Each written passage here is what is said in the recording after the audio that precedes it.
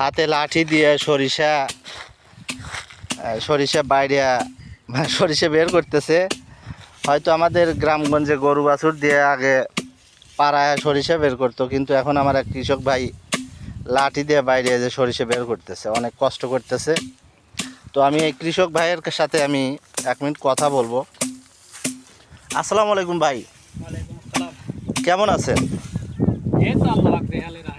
আল্লাহ পাক জিয়ালে রাখে, হাজার শুক্রিয়া। তো ভাই আসলে আমি অনেক দূর থেকে সিরাজগঞ্জ শাহজাদপুর বাঘাবাড়ি থেকে আসছি শুধু 2-1টা ভিডিও বানানোর জন্য, আপনাদের দুঃখ প্রকাশ করে দেওয়ার জন্য।